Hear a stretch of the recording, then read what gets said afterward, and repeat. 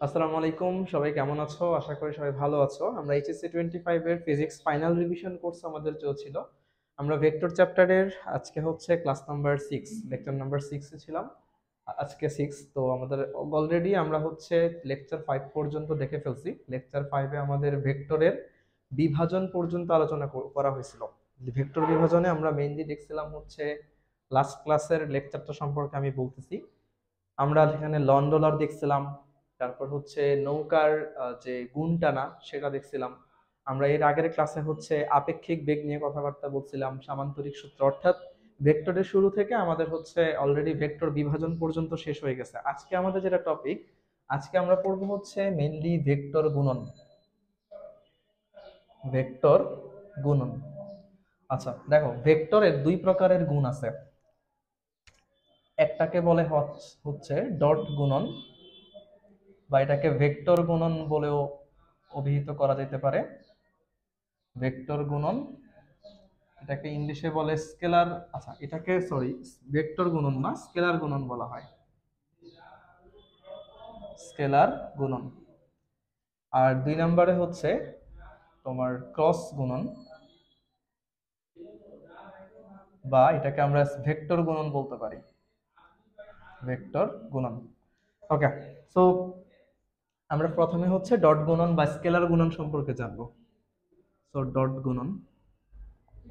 আচ্ছা, so dot গুণনের আমি একদম প্রতিটা ক্লাসে কথাটা বলে রাখি যে এই যে পড়ানোর যে টপিকগুলা অনলি ফর এইচএসসি 25, যারা সিলেবাস এতদিন একটু কম পরিমাণ কাভার করা হয়েছে বা অনেকটাই বাকি রয়ে গেছে, এ প্লাস পাওয়ার উপযোগী করে করতে চাও, শুধুমাত্র তাদের জন্য। সো আমাদের একদম বেসিক কনসেপ্টগুলো আলোচনা করা হবে, যেইখান থেকে মূলত এইচএসসির কোশ্চেনগুলো হয়।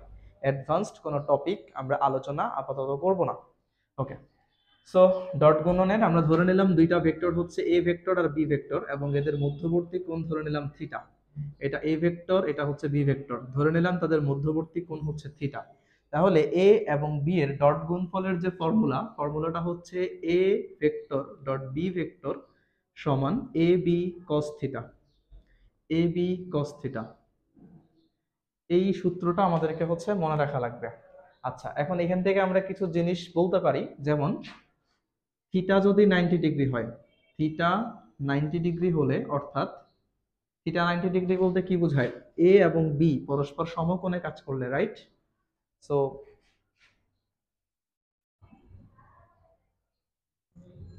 তাহলে এ এবং বি যদি পরস্পর সমকোণে কাজ করে, এ ভেক্টর এবং বি ভেক্টর পরস্পর সমকোণে ক্রিয়া করলে তাদের ডট গুণফল কত হবে? তাদের ডট গুণফল হবে 0। কারণ কি? কারণ তোমরা সবাই জানো cos 90 ডিগ্রির ভ্যালু হচ্ছে 0, তাই আমরা a ডট b ইকুয়াল পাবো হচ্ছে 0, অর্থাৎ আমরা এখানে পাবো a vector dot b vector equal হচ্ছে 0 ভেক্টর বা 0। এটা গেল। অথবা আমরা কথাটা কিন্তু উল্টো ভাবেও বলতে পারি। আমি এগুলা লিখাই দিচ্ছি এই কারণে, সৃজনশীলে একদম হুবহু এই কথাগুলা লেখা থাকে বা এমসিকিউ কোশ্চেনে, তখন তোমাদের ধরতে সুবিধা হয় যেন। সো আমরা এটাও বলতে পারি, কথাটা যদি উল্টা করি, যে দুটি ভেক্টরের দুটি ভেক্টরের ডট গুণফল শূন্য হলে এদের মধ্যবর্তী কোণ এদের মধ্যবর্তী কোণ 90 ডিগ্রি। সো এই দুইটা জিনিস তোমরা ডট গুণফল থেকে খুব ভালো করে মনে রাখবা। এখন আমরা ডট গুণফলের আরো কিছু সূত্র দেখবো বা আরো কিছু টপিক এখান থেকে জানবো। সেই টপিকটা হচ্ছে লম্ব অভিক্ষেপ। ডট গুণনের সাথে একটা ইম্পর্টেন্ট টপিকের নাম হচ্ছে লম্ব অভিক্ষেপ। এই অভিক্ষেপ কথাটার মানে হচ্ছে ছায়া। অভিক্ষেপ মানে কি? ছায়া। অর্থাৎ ধরো এরকম একটা গাছ আছে, এই গাছের একটা ছায়া মাটিতে পড়তেছে, তো ওই ছায়ার যে দৈর্ঘ্যটুকু, এই দৈর্ঘ্যটুকুকে আমরা বলতেছি হচ্ছে অভিক্ষেপ। তো এখন তুমি ধরো এই যে বি একটা গাছ, এটা হচ্ছে ধরো মাটি বা ভূমি, তাহলে বি গাছের একটা ছায়া নিশ্চয়ই মাটিতে পড়বে। কতটুকু পড়বে? আমি ধরে নিলাম হচ্ছে এতটুকু পড়বে, ধরে নিলাম এতটুকু পড়বে। এখন এটার মান আমরা কিভাবে করে বের করবো? এই ছায়া, এই যে এটার ছায়া যে এখানে পড়ছে, কিভাবে করে মানটা বের করবো? দেখো, এটার জন্য আমরা কি করব? আমরা হচ্ছে এখানে একটা লম্ব আঁকতে পারি। তাহলে লম্ব যদি হয়, এটা যদি থিটা হয়, এটা একটা সমকোণী ত্রিভুজ চিন্তা করতে পারি আমরা। তাহলে তাহলে কি হবে বলতো, ধরে নিলাম এই যে ছায়াটা, যে এই যে ধরে এতটুকু পর্যন্ত ছায়া, এইটার ছায়া হচ্ছে ধরে এতটুকু পর্যন্ত, তাহলে ধরে নিলাম ছায়ার দৈর্ঘ্যটা হচ্ছে এল। তাহলে cos থিটা সমান কি আসবে, ভূমি বাই অতিভুজ। ভূমি হচ্ছে কত, এল, অতিভুজ হচ্ছে শুধু বি, আমরা এখানে ভেক্টরে শুধু মানটা ধরলাম, তাহলে এল ইকুয়াল কি আসবে, বি cos থিটা। অর্থাৎ অর্থাৎ খুব ভালো করে বুঝে রাখো যে এর উপর বি এর লম্ব অভিক্ষেপ হচ্ছে বি cos থিটা, এর উপর বি এর লম্ব অভিক্ষেপ হচ্ছে এ বি cos থিটা।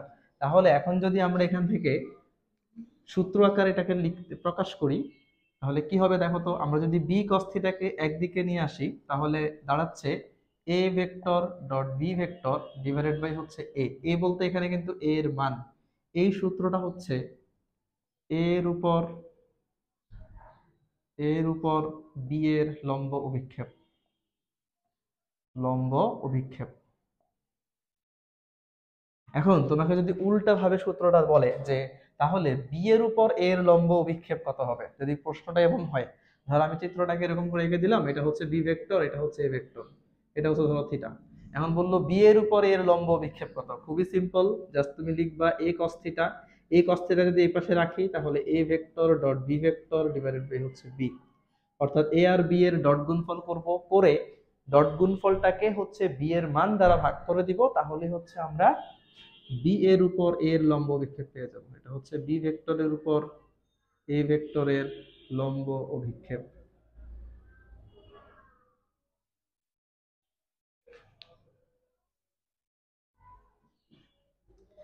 এখন একটা শর্টকাট মনে রাখার পদ্ধতি শিখিয়ে দেই, যে হচ্ছে যার অভিক্ষেপ তার cos থিটা, এতটুকু মনে রাখো। কার অভিক্ষেপ, এখানে নাও বি এর লম্ব অভিক্ষেপ, তাহলে আমরা বি cos থিটার ভ্যালু বের করব। এখানে বলতেছে এর লম্ব অভিক্ষেপ, তাহলে আমরা এ cos থিটার ভ্যালু বের করব। অর্থাৎ যার অভিক্ষেপ বলবে তার cos থিটা। আর অভিক্ষেপ কি ধরনের রাশি, অভিক্ষেপ একটা স্কেলার রাশি, কারণ এখান থেকে তুমি করে যা মান পাবা সেটা একটা স্কেলার মান পাবা। ওকে, তাহলে আমাদের মোটামুটি অভিক্ষেপের কনসেপ্টটা হইলো। এবার আমরা দেখবো অ্যাকচুয়ালি ডট গুণনটা কিভাবে করে। আমরা তো সূত্র দেখলাম, শুধু সূত্র দেখলে অঙ্কটা পারা যাবে না, আমাদের ডট গুণনের পদ্ধতিটা শিখতে হবে। আচ্ছা, প্রথমে আমরা যেটা শিখবো, প্রথমে আমরা একক ভেক্টরের ডট গুণনগুলো দেখবো। আমরা প্রথমে দেখবো হচ্ছে একক ভেক্টরের ডট গুণন বা স্কেলার গুণন। ওকে, একক ভেক্টরের ডট গুণনের মধ্যে প্রথমে আমরা দেখব একক ভেক্টর যখন নিজেরা নিজেরা ডট গুণন করবে। নিজেরা নিজেরা বলতে আমি বুঝাইতেছি, যখন আই এর সাথে আই ডট গুণন করবে, জে এর সাথে জে করবে, কে এর সাথে কে করবে, মানে পরস্পর না, নিজেদের মধ্যে, রাইট? তো ব্যাপারটা হচ্ছে, প্রথমে আমরা যদি আই ডট আই করি, I vector dot I vector, আমরা একটু আগে সূত্র কিন্তু দেখে আসছি, ডট গুণনের বেসিক সূত্রটা হচ্ছে A vector dot B vector সমান এ বি cos থিটা। অর্থাৎ এ এর মান বি এর মান ইনটু তাদের মধ্যবর্তী কোণের cos, এটাই তো। তো এখন দেখো আই কি একটা একক ভেক্টর, গত ক্লাসে আমাদের আলোচনা করা হয়েছে, এর আগের ক্লাসে আলোচনা করা হয়েছে। আই মানে কি, একক ভেক্টর। একক ভেক্টরের মান কত, 1। তাহলে 1 ইনটু 1 ইনটু cos। এখন তোমরা একটু বলো তো, তাহলে আই এবং আই এর মধ্যবর্তী কোণ কত ডিগ্রি? তোমরা জানো আই হচ্ছে কোন অক্ষ বরাবর, এক্স অক্ষ বরাবর কাজ করে। এটা যদি এক্স অক্ষ হয়, এটাও এক্স অক্ষ হবে, আর দুইটা এক্স অক্ষের মধ্যবর্তী কোণ কত ডিগ্রি হবে, 0 ডিগ্রি হবে। আমরা বলতে পারি cos 0 ডিগ্রির মান কত, 1। অর্থাৎ টোটাল আমরা অ্যান্সার 1 পাবো। আমরা যদি এখন জে ডট জে করি, তাহলে 1 ইন্টু 1, জে কাজ করে ওয়াই অক্ষ বরাবর, দুইটা ওয়াই অক্ষের মধ্যবর্তী কোণ 0 ডিগ্রি, অ্যান্সার হচ্ছে 1। কে ডট কে করলে সেম অ্যান্সার পাওয়া যাবে, 1 ইন্টু 1 ইন্টু cos 0 ডিগ্রি, মানে হচ্ছে 1। এখন আমরা যদি হচ্ছে আই এর সাথে ধরো জে করি, আই ডট জে, তাহলে 1 ইন্টু 1, কারণ আই এর মানও 1, জে এর মানও 1। কিন্তু এখন মধ্যবর্তী কোণ কত ডিগ্রি, দেখো আই হচ্ছে এক্স অক্ষ বরাবর, জে হচ্ছে ওয়াই অক্ষ বরাবর, তাহলে এক্স আর ওয়াই অক্ষের মধ্যবর্তী কোণ কত, 90 ডিগ্রি। আর আমরা জানি cos 90 এর ভ্যালু হচ্ছে 0। 5 নাম্বার, ধরো আমি জে ডট কে করবো, তাহলে 1 ইন্টু 1 ইন্টু cos 90, কারণ জে মানে ওয়াই অক্ষ, কে মানে জেড অক্ষ, ওয়াই আর জেড অক্ষের মধ্যবর্তী কোণ হচ্ছে 0 ডিগ্রি, তার মানে অ্যান্সার হবে 0। সরি, ওয়াই আর জেড অক্ষের মধ্যবর্তী কোণ 90 ডিগ্রি, তাহলে cos 90 এর ভ্যালু হচ্ছে 0। আর লাস্ট 6 নাম্বারটা যদি আমরা দেখতে চাই, কে ডট আই অথবা আই ডট কে একই জিনিস, ডট গুণনের ক্ষেত্রে এটা কিন্তু কোনো ম্যাটার করে না। 1 ইন্টু 1, এক্স অক্ষ আর জেড অক্ষের মধ্যবর্তী কোনো 90 ডিগ্রি, তাই অ্যান্সার হচ্ছে 0। তাহলে আমরা বলতে পারি, অর্থাৎ আমরা যদি বলি আই ডট আই সমান জে ডট জে সমান কে ডট কে সমান হচ্ছে 1, এটা মনে রাখবা। আর তারা যখন নিজেরা নিজেরা ডট গুণন করবে তখন অ্যান্সারটা আসবে 1, তারা যখন একজন আরেকজনের সাথে মানে পরস্পর ডট গুণন করবে তখন অ্যান্সার হবে 0। ওকে, আর একটা কথা, ডট গুণনের সূত্র মনে রাখবা যে ডট গুণনের এই নিয়মটা, ডট গুণনের নিয়মটা হচ্ছে এরকম, এ ডট বি সমান বি ডট এ লেখা যাবে, অর্থাৎ ডট গুণন হচ্ছে বিনিময় সূত্র মেনে চলে। আমরা কিন্তু ক্রস গুণন যেটা আছে একটু পরে আমরা শিখবো, সেখানে কিন্তু তোমার এই যে এটা লেখা যাবে না, অর্থাৎ এ ক্রস বি সমান বি ক্রস এ লেখা যাবে না, কিন্তু ডট গুণন বিনিময় সূত্র মেনে চলে। কেন মেনে চলে? কারণ ডট গুণনের যে রেজাল্টটা আমরা পাবো সেটা হচ্ছে একটা স্কেলার রাশি হয়, আর স্কেলার রাশির ক্ষেত্রে তো মান কনস্ট্যান্ট থাকে, চেঞ্জ হয় না, রাইট? এখানে মাইনাস প্লাস বলতে কিছু নাই। তো ব্যাপারগুলো হচ্ছে এরকম, বিনিময় সূত্র মেনে চলে। আচ্ছা, তো এখন আমরা দেখব যে ডট গুণন অ্যাকচুয়ালি কিভাবে করে। এটা তো আমরা একক ভেক্টরের ডট গুণন শিখলাম, এটা আমরা সহায়ক হিসেবে জেনে রাখলাম, এখন আমাদের অ্যাকচুয়াল অ্যাপ্লিকেশনটা আসবে। ডট গুণন দিয়ে কিন্তু পরীক্ষার জন্য অনেক বেশি ইম্পর্টেন্ট, ডট গুণন থেকে বিভিন্ন টাইপের প্রশ্ন আসতে পারে। তো আমি হচ্ছে তোমাদেরকে ডট গুণনের কিছু বেসিক, মানে যেখান এইচএসসি পরীক্ষায় যেখান থেকে প্রশ্ন আসার মতো সেই অঙ্কগুলো তোমাদেরকে ডট গুণন থেকে করায় দিচ্ছি। আশা করি এর বাইরে ডট গুণন থেকে অঙ্ক আসার কথা না। আচ্ছা, আমরা দুইটা ভেক্টর নিলাম, ধরো এ ভেক্টর সমান নিলাম 2i cap minus J cap plus 3k cap, B vector সমান নিলাম ধরো হচ্ছে i cap plus 2j cap minus 5k cap. এখান থেকে আমরা কয়েকটা কোশ্চেন সলভ করব। প্রথমে হচ্ছে A vector dot B vector equal what, অর্থাৎ এ আর বি এর ডট গুণফল চাইছে, বি আর এ এর ডট গুণফল চাইছে। এটা কেন দিলাম? একটু আগে যে আমরা বলছি বিনিময় সূত্র মেনে চলে, ওইটা চেক করার জন্য, আসলেই মেনে চলে কিনা, ম্যাথমেটিক্যাল প্রুফ দিব আমরা এটার। সো সেকেন্ডলি আমরা হচ্ছে এ এর উপর বি এর লম্ব অভিক্ষেপ দেখব।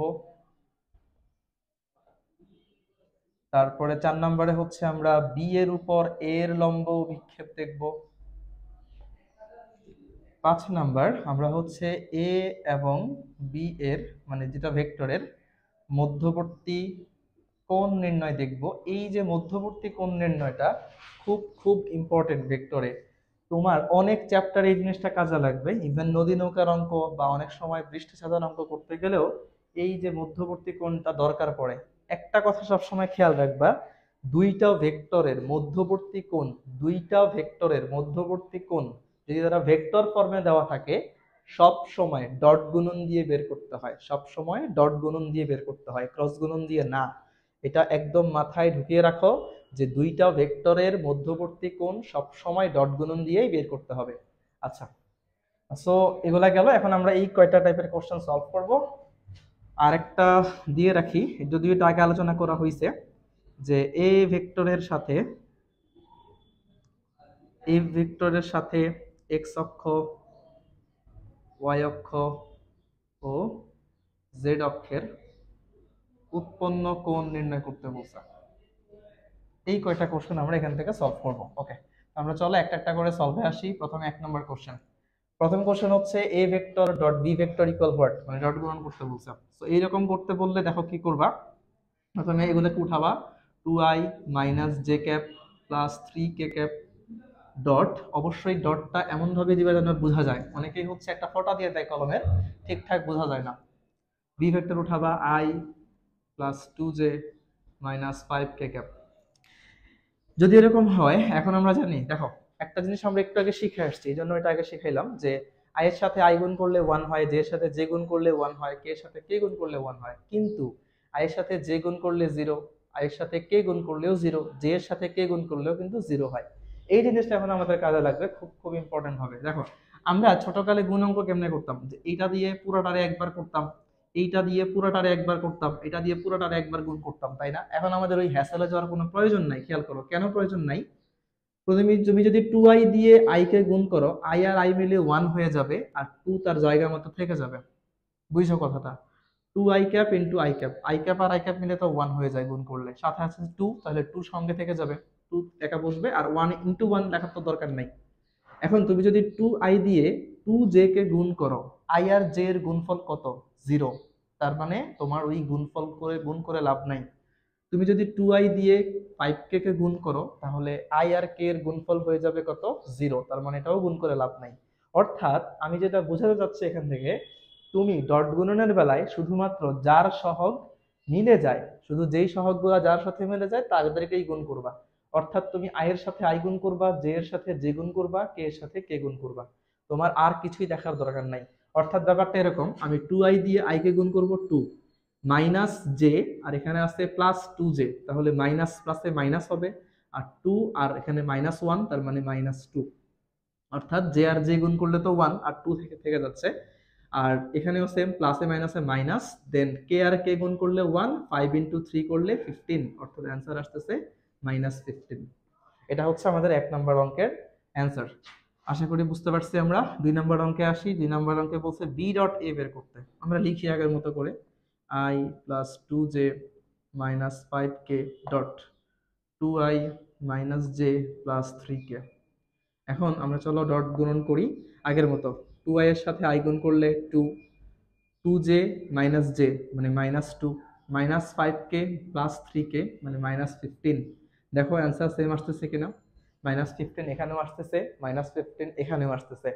আমরা যে কথাটা বলছি কথাটা মিলছে কিনা খেয়াল করো তো। আমরা বলছিলাম যে ডট গুণন বিনিময় সূত্র মেনে চলে, অর্থাৎ a ডট b সমান আমরা লিখতে পারি b ডট a। এটা কিন্তু পরীক্ষায় প্রমাণ করতে বলতে পারে, অঙ্কের মধ্যে সৃজনশীলের মধ্যে আসতে পারে। ওকে, তো আমাদের 2টা কোশ্চেন শেষ। এখন আমি এগুলা মুছে দিচ্ছি। আমরা এখন 3 নম্বর কোশ্চেনে সলভে যাব। 3 নম্বর কোশ্চেনটা বলতেছে যে a এর উপর b এর লম্ব অভিক্ষেপ নির্ণয় করো। a ভেক্টরের উপর b ভেক্টরের লম্ব অভিক্ষেপ। একটাকে শিখাই দিছি, কি শিখাই দিছি, যার অভিক্ষেপ তার cos থিটা। কি শিখাইছি, যার অভিক্ষেপ তার cos থিটা নির্ণয় করব, তার cos থিটা। এটা মনে রাখবা, অনেক কিছু সহজ হয়ে যাবে। a এর উপর b এর লম্ব অভিক্ষেপ, কার লম্ব অভিক্ষেপ, b এর লম্ব অভিক্ষেপ, তাহলে b cos থিটা। আমরা জানি a ডট b সমান হচ্ছে a b cos থিটা। আমরা জাস্ট b cos থিটাকে আলাদা করে ফেলবো, এটার মানে আমাদের বের করতে বলছে। তাহলে b cos থিটাকে আলাদা করলে a ডট b উপরে থাকতেছে আর নিচে হচ্ছে a থাকতেছে। এখন একটু আগে কিন্তু আমরা a ডট b করে ফেললাম, তাহলে আমাদের নতুন নতুন করে করার দরকার পড়তেছে না। a ডট b হচ্ছে -15। এখন আসি নিচে যে a আছে, a কি, a হচ্ছে a ভেক্টরের মান। তো একটা ভেক্টরের মান কেমনে বের করতে হয় গত ক্লাসে আমরা শিখছি, রুট ওভার দিয়ে কি করতে হবে, সহগগুলার স্কয়ার। একদম প্রথম ক্লাস থেকে বলে আসতেছে এটা।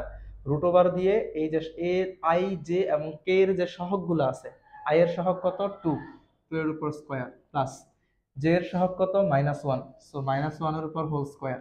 অনেকে যেটা করে এই মাইনাসটাকে বাইরে দিয়ে দেয় ভুলে, এটা কিন্তু করা যাবে না, একদম অঙ্ক শেষ। এরপর দেখো কে এর সহগ কত 3, তার মানে 3 স্কয়ার। এখন তুমি এটাকে ক্যালকুলেশন করে যা পাবা এটাই হচ্ছে অ্যান্সার। এটাকে ক্যালকুলেশন করে যা পাবা সেটাই হচ্ছে অ্যান্সার। আমি আর উত্তর বের করে সময় নষ্ট করতে চাচ্ছি না, ক্যালকুলেটরে দিলেই পেয়ে যাবো তুমি অ্যান্সারটা। 4 নম্বরটা বলতেছে যে বি এর উপর এ এর লম্ব অভিক্ষেপ। কার লম্ব অভিক্ষেপ, এ এর লম্ব অভিক্ষেপ। তাহলে কার cos theta, A cos theta. তাহলে এ cos থিটা সমান আসবে A dot B divided by হচ্ছে বি। এ ডট বি এর ভ্যালু তো ভাই -15, আর বি এর এখন ভ্যালুটাই আসি। আই এর সহগ কত এখানে 1, তার মানে 1 স্কয়ার, প্লাস জে এর সহগ কত 2, তার মানে 2 স্কয়ার, প্লাস কে এর সহগ কত -5, তাহলে -5 হোল স্কয়ার। এটাই হচ্ছে আমাদের অ্যান্সার। সো এই হচ্ছে এ এর উপর বি এর লম্ব বিক্ষেপ এবং হচ্ছে বি এর উপর এর লম্ব বিক্ষেপ। দুইটা কিন্তু তোমরা আবার সেম মনে করো না, দুইটা কিন্তু সমান পাওয়া যাবে না, ঠিক আছে? এই দুইটা মান কিন্তু সমান পাওয়া যাবে না। সো এই অঙ্কটা করে রাখো। এই ধরনের অঙ্ক পরীক্ষায় ব্যাপক আসে, ঠিক আছে? প্রশ্ন যদি একটু সহজ হয় তাহলে এই ধরনের অঙ্কই মাঝে মাঝে দিয়ে দেয়। ওকে ওকে, ঠিক আছে। আমরা হচ্ছে এখন 5 নম্বর অঙ্কে যাব, মধ্যবর্তী কোণ।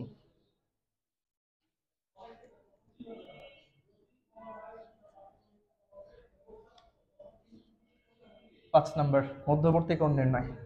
তো মধ্যবর্তী কোণ মানে ওই যে থিটার মান বের করতে বলতেছে। দেখো আমরা সূত্র জানি কি, এ ডট বি সমান হচ্ছে এ বি কস থিটা। এখান থেকে যে থিটা আছে এই থিটার মানটা তোমাকে বের করতে বলতেছে। আমরা ফার্স্টে কস থিটাকে আলাদা করি, তাহলে পাবো হচ্ছে A dot B divided by A B. A dot B এর মান আমরা জানি -15, এর ভ্যালু হচ্ছে একটু আগে যেমন বের করছি two square plus minus one whole square plus three square into B এর ভ্যালু কত, one square plus two square plus minus five whole square. এরপরে তুমি যে কাজটা করবা, থিটা সমান কজ ইনভার্স ওয়ান, একদম ডিরেক্টলি এটা ক্যালকুলেটর উঠায় ফেলবা। এটা করলে কত আসে, 9 13 14 রুট 14 ইন্টু এটা হচ্ছে 25 29 30।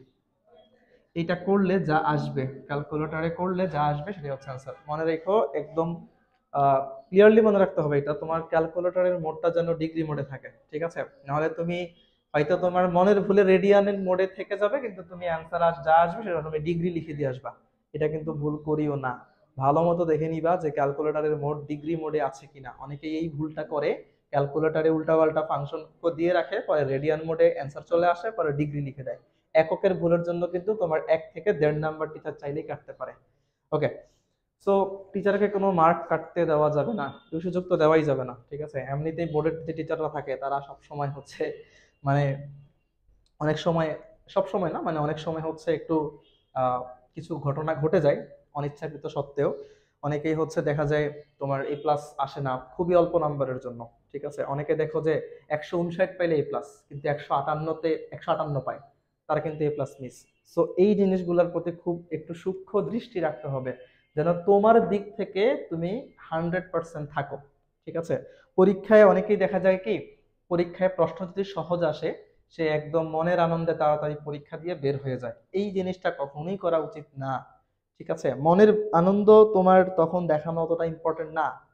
ওই পরীক্ষার হল কিন্তু অ্যাকচুয়ালি তোমার বন্ধুদের দেখানোর জন্য না যে তুমি কত ভালো পাইলা, সবার আগে বের হয়ে গেলা। তুমি পরীক্ষা শেষ করলা, ধরো তোমার 1.5 ঘন্টায় পরীক্ষা শেষ, তোমার কাছে আরো ধরো আধা ঘন্টা আছে, তাহলে তুমি কি করবা, ওই আধা ঘন্টা বসে বসে এমন ভাবে রিভিশন করবা যেন টিচার তোমার দিক থেকে কোনো রকম ভুল না পায়। এরপরেও ভুল হইলে সেটা তো আসলে কিছু করার নাই, এটা হয়তো ভাগ্যেই ছিল। আচ্ছা, তো যাই হোক, আমরা হচ্ছে 5 নাম্বার শেষ করলাম, এখন আসি 6 নাম্বার কোশ্চেনে। 6 নাম্বার প্রশ্নটা বলতেছে যে এর সাথে এক্স অক্ষ, ওয়াই অক্ষ ও জেড অক্ষের উৎপন্ন কোণ। জিনিসটা কিন্তু বি এর সাথেও চাইতে পারতো, দুইটা জিনিস সেম, আমি জাস্ট এক্সাম্পল দিলাম একটার জন্য। আচ্ছা, এখন দেখো, এটা ওই যে ভেক্টরের কোসাইন সূত্র আমরা যখন পড়ছিলাম, মনে আছে কিনা তোমাদের, লেকচার 1 আর 2 তে এই জিনিসটা শেখানো হয়েছিল। আমি আজকে আবার দেখা দিচ্ছি, তো এটা কেমনে অ্যাপ্লাই করবা দেখো।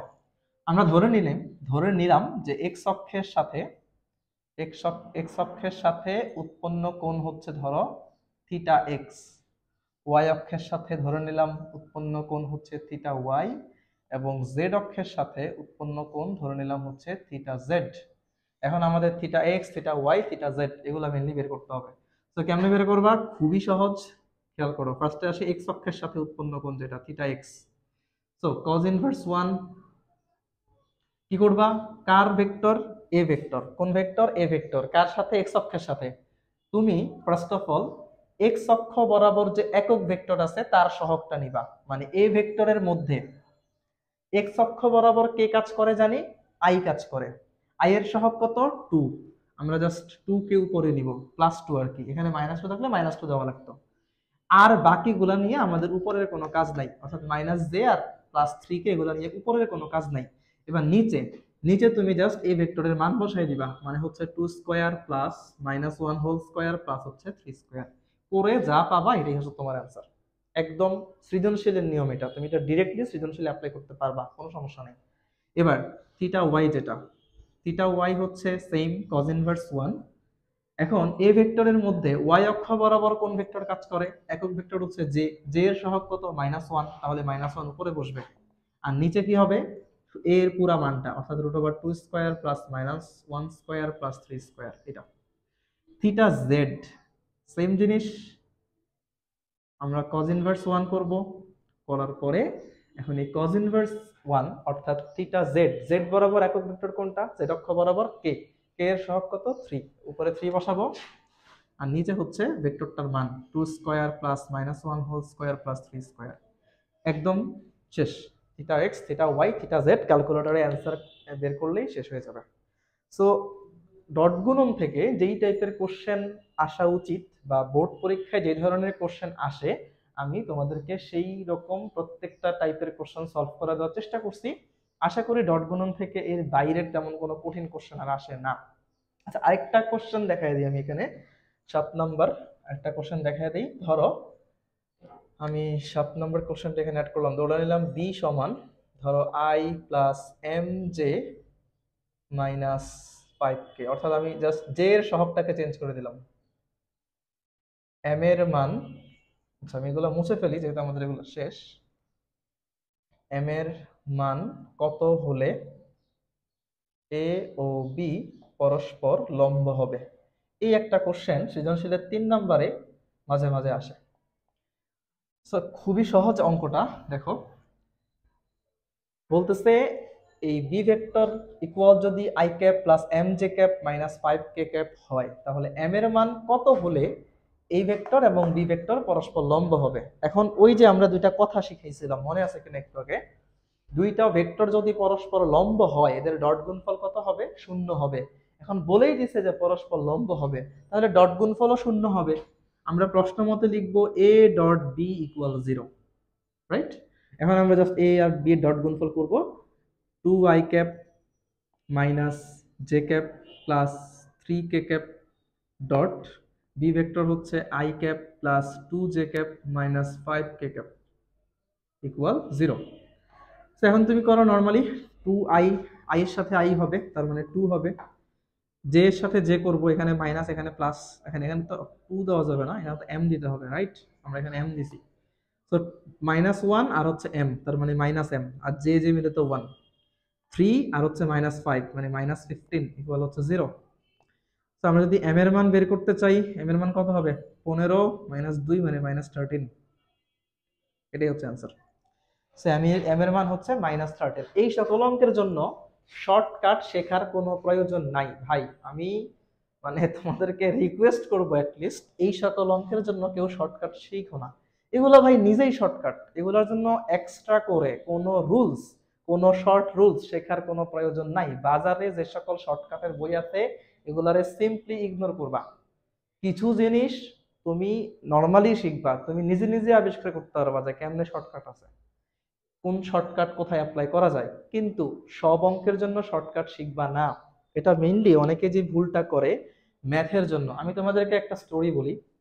আমি আমার এইচএসসি ব্যাচ ছিল 2017-এ। আমি তোমার হচ্ছে এইচএসসি পরীক্ষার পরে তোমার জয়কলির একটা বই কিনেছিলাম, শর্টকাটের বই, ম্যাথের শর্টকাট। শুরুতে কেনার পরে মানে খুবই ভালো লাগতেছিল যে একদম অনেক অনেক অনেক ধরনের হচ্ছে শর্টকাট, অনেক বড় বড় অঙ্ক এতটুকু মাত্র সূত্র দিয়ে করা যায়। আমি যখন একটা চ্যাপ্টারের সূত্রগুলা দেখলাম এন্ড পরের চ্যাপ্টারে গেলাম, আমি কিন্তু আগের চ্যাপ্টারের ম্যাক্সিমাম সূত্রগুলা ভুলে গেছি। কারণ তুমি কয়টা অঙ্কের শর্টকাট মুখস্থ করবা, তুমি কয়টা সাবজেক্টের শর্টকাট মুখস্থ করবা? হিউজ শর্টকাট, হিউজ সাবজেক্ট, মানে 4-5টা সাবজেক্টের শর্টকাট মুখস্থ করা এত ইজি না, রাইট? তো আমি তোমাদেরকে এটাই রিকোয়েস্ট করব যে তোমরা এইচএসসি তে যা শিখো, এইচএসসি তে তোমরা যা শিখছো, যদি কেউ বুঝে শুনে শিখে থাকো, এটা তোমার জন্য একদম এনাফ, ফেয়ার এনাফ তোমার অ্যাডমিশন ক্র্যাক করার জন্য। ঠিক আছে?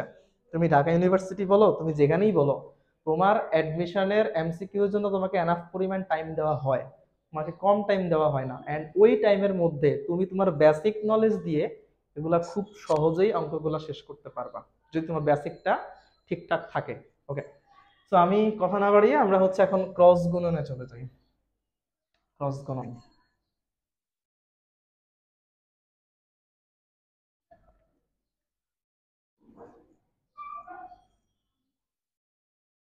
আমরা ভেক্টরের ডট গুণন শিখলাম, এখন আসবো আমরা ভেক্টরের ক্রস গুণন।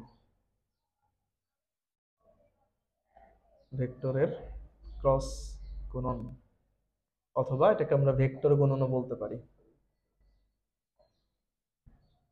স্কেলার, এটাকে বলা হয় ভেক্টর প্রোডাক্ট বা ক্রস প্রোডাক্ট। আচ্ছা, সো ক্রস গুণনের বেসিকটা ফার্স্টে দেখি। ক্রস গুণনের ধরে নিলাম এ একটা ভেক্টর, বি একটা ভেক্টর, এ আর বি এর মধ্যবর্তী কোণ হচ্ছে ধরো থিটা। এখন ক্রস গুণনের যে বেসিক সূত্রটা হচ্ছে এ ক্রস বি ইকুয়াল হচ্ছে এ বি সাইন থিটা ইটা। মনে রাখিও এটা, ইটা জিনিসটা এখানে কি, ইটা হচ্ছে এখানে একটা একক ভেক্টর। আমরা যেমন আই জে কে শিখে আসছি, ওইগুলা যেমন একক ভেক্টর ছিল, তেমনি করে এই ইটা একটা হচ্ছে তোমার একক ভেক্টর। সো ইটা এর ভ্যালু কত? 1। এখন ইটা দেওয়ার দরকারটা কি? দেখো আমরা বলছিলাম যে ক্রস গুণ, তুমি যখন ডট গুণন করো, ডট গুণনের রেজাল্ট একটা কি ধরনের রাশি? স্কেলার রাশি। কিন্তু ক্রস গুণন যখন আমরা করি, ক্রস গুণনের রেজাল্টটা কিন্তু ভেক্টর রাশি। দেখো তার নামই আছে ভেক্টর গুণন।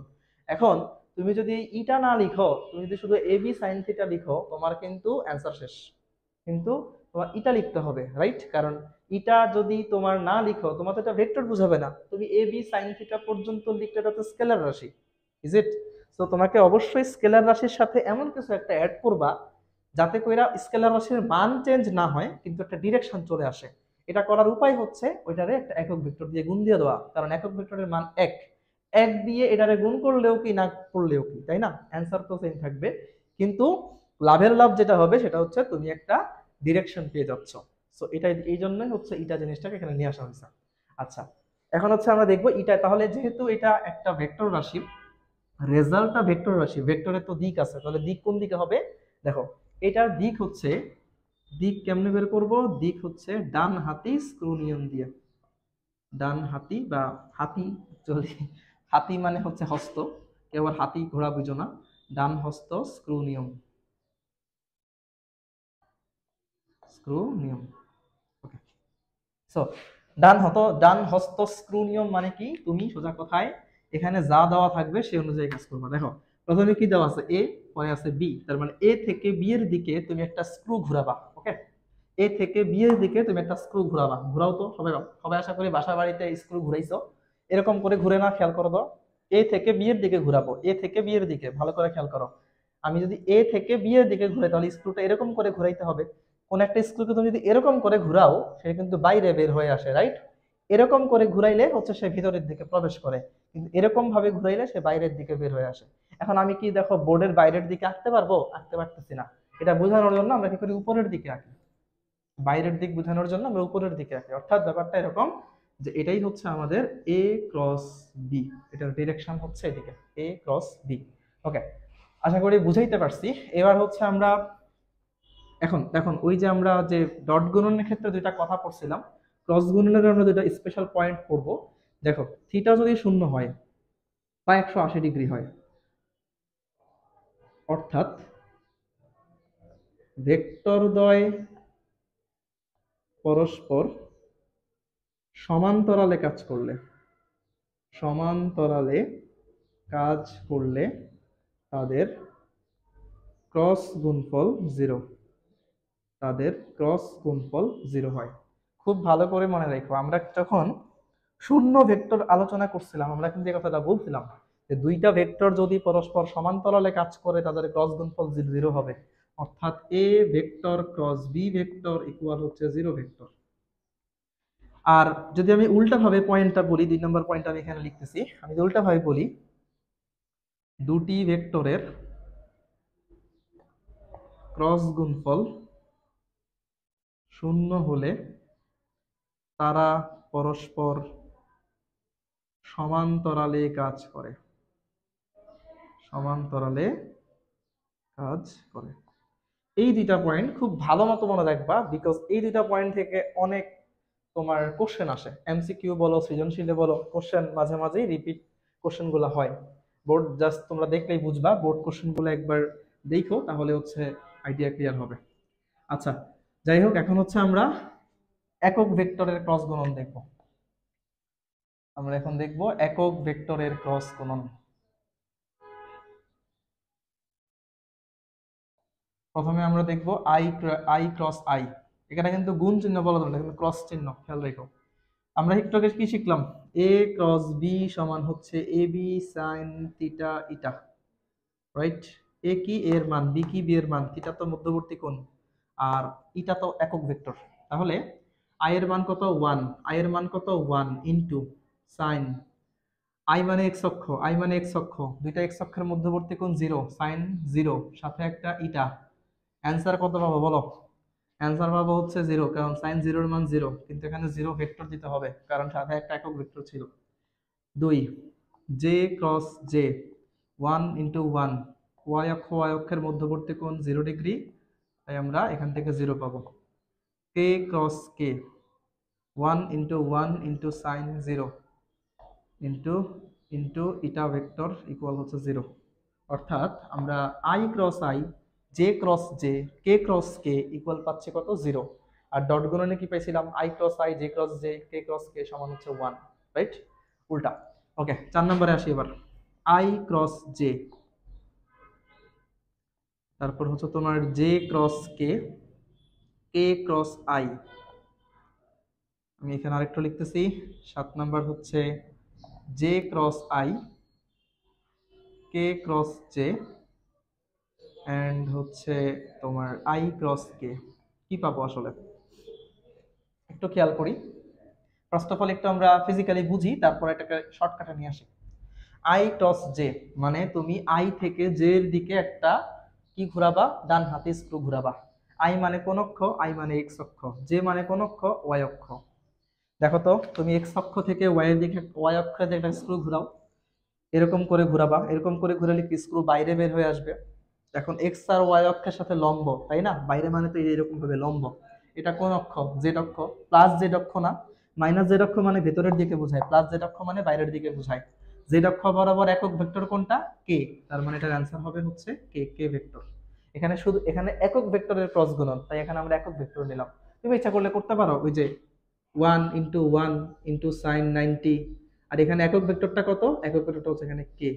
সো আমরা সাইন 90 এর মান তো 1, আলটিমেটলি আমরা এখানে পাবো হচ্ছে কে ভেক্টর। তো আমি শর্টকাটের জন্য বলে দিলাম, সোজা কথা তুমি অ্যান্সার পাবা হচ্ছে কে ভেক্টর। আচ্ছা, এবার তুমি জে ক্রস কে করো, মানে তুমি ওয়াই অক্ষ থেকে জেড অক্ষের দিকে একটা স্ক্রু ঘোরাও, তাহলে বাইরে বের হয়ে আসবে স্ক্রু। তার মানে এটা কোন অক্ষ? পজিটিভ এক্স অক্ষ বোঝায়। আর পজিটিভ এক্স অক্ষ মানে I vector. K cross I, তুমি জেড অক্ষ থেকে এক্স অক্ষের দিকে একটা স্ক্রু ঘোরাবা, স্ক্রু বাইরে বের হয়ে আসবে, পজিটিভ ওয়াই অক্ষ বোঝাবে। পজিটিভ ওয়াই অক্ষ বরাবর একক ভেক্টর হচ্ছে জে কে। এখন এটা মনে রাখবা কেমন আমি একটু বলে দিই, এত কিছু তো পরীক্ষার হলে আলাপ করার সুযোগ নাই। আমরা এরকম একটা সার্কেল ধরে নিব, সার্কেলের ক্লকওয়াইজ ডিরেকশন গুলা দিয়ে নিব। এটা ধরে নিলাম আই, এটা ধরে নিলাম জে, এটা ধরে নিলাম কে। দেখো ক্লকওয়াইজ ঘুরলে তুমি অ্যান্সার পাবা প্লাস, অ্যান্টি ক্লক ঘুরলে অ্যান্সার পাবা মাইনাস। দেখো আই জে ক্লকওয়াইজ আছে, আই ক্রস জে, পরেরটা কি আছে? কে। ডিরেক্টলি কে বসাই দিলাম। জে ক্রস কে, জে কে ক্লক আমাদের ক্লকওয়াইজ আছে, পরেরটা কি? আই, আই বসাই দিলাম। কে ক্রস আই, অর্থাৎ এরকম করে যেভাবে আমরা যাচ্ছি সেটা ওইভাবে আছে, তার মানে পরেরটা জে বসাই দিলাম। যদি এখন উল্টা আসে, ধরো জে আই উল্টা ভাবে যাচ্ছে, তার মানে মাইনাস বসবে। জে আই এর পরে কি আছে? কে, কিন্তু মাইনাস কে। K cross J, K cross J উল্টা ভাবে যাচ্ছি, পরে কে আছে? আই, তার মানে মাইনাস আই। আই ক্রস কে মানে উল্টা ভাবে যাচ্ছি, তাহলে হবে মাইনাস জে। এখন তোমরা আমারে বলো, আই ক্রস জে হচ্ছে কে, কিন্তু জে ক্রস আই হচ্ছে মাইনাস কে। তাহলে কি আই ক্রস জে আর জে ক্রস আই কি সমান? সমান না।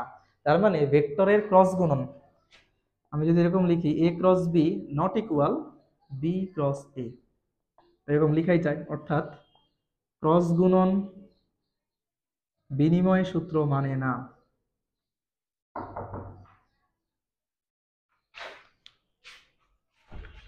শেষ স্যার? আচ্ছা, আমার 1 মিনিট লাগবে। অর্থাৎ আমাদের ক্রস গুণন হচ্ছে বিনিময় সূত্র এখানে মানতেছে না। এটা জাস্ট খেয়াল রাখো যে ডট গুণন বিনিময় সূত্র মানে, ক্রস গুণন বিনিময় সূত্র মানে না।